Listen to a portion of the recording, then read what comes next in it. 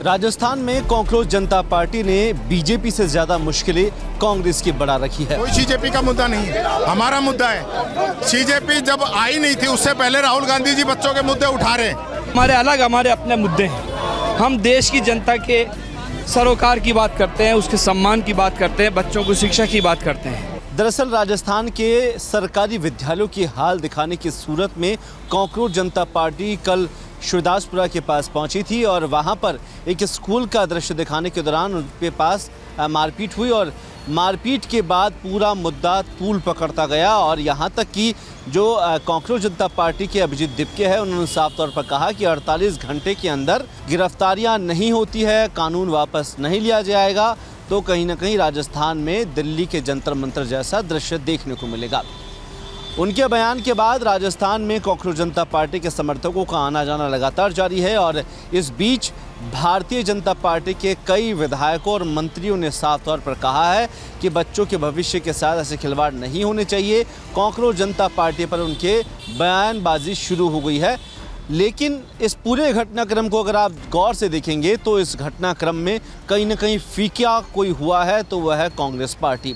राजस्थान में जिन मुद्दों को लेकर विपक्ष की भूमिका में पिछले 2-3 सालों में कांग्रेस को खड़ा रहना चाहिए था, उन मुद्दों को लेकर अब कॉकरोच जनता पार्टी जैसे ही धरातल पर उतरना शुरू हुई है तो कांग्रेस पार्टी के भीतर में एक खलबली सी मच गई है कि आने वाले विधानसभा चुनाव से पहले कॉकरोच जनता पार्टी क्या राजस्थान में ज़मीन तलाश रही है,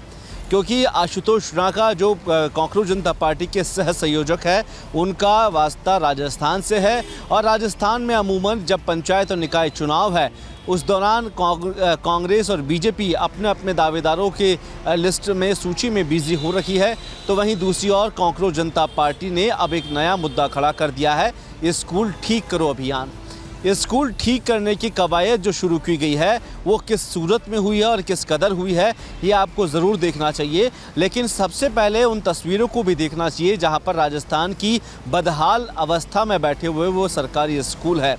हालांकि पूरे मामले को लेकर भारतीय जनता पार्टी में मुश्किलें ज़रूर है, उनमें टेंशन ज़रूर है, क्योंकि केंद्रीय जब शिक्षा मंत्री धर्मेंद्र प्रधान का इस्तीफ़ा मांगा गया था, उन्होंने इस्तीफ़ा दिया तो कहीं ना कहीं बीजेपी के मुंह पर एक तमाचा ज़रूर था। यही वजह है कि राजस्थान में भारतीय जनता पार्टी की सरकार है और कोशिश ये की जा रही है कि जिन जिन स्कूलों के लिए बजट पारित हुआ है उन स्कूलों का नवीनीकरण शुरू हो, उन स्कूलों का लोकार्पण हो, उन स्कूलों में काम करना शुरू किया जाए ताकि कोई और इसे मुद्दा ना बना पाए। तो क्या राजस्थान में स्कूलों तक ही कॉकरोच जनता पार्टी का काम रहेगा, ये भी एक बड़ा सवाल है, क्योंकि अगर स्कूल दुरुस्त हो जाते हैं तो शायद कल स्वास्थ्य व्यवस्थाओं को लेकर भी कॉकरोच जनता पार्टी सड़कों पर एक बार फिर आ सकती है। लेकिन कांग्रेस इस पूरे मामले को लेकर कहीं ना कहीं पीछे धकेलती हुई नजर आई है, क्योंकि जहां एक और इस पूरे मामले में कॉकरोच जनता पार्टी ने अपना उग्र आंदोलन दिखाया, प्रदर्शन किया, देश के अलग अलग स्कूलों में जाकर वो तस्वीर दिखाने की कोशिश की, लेकिन इस बीच में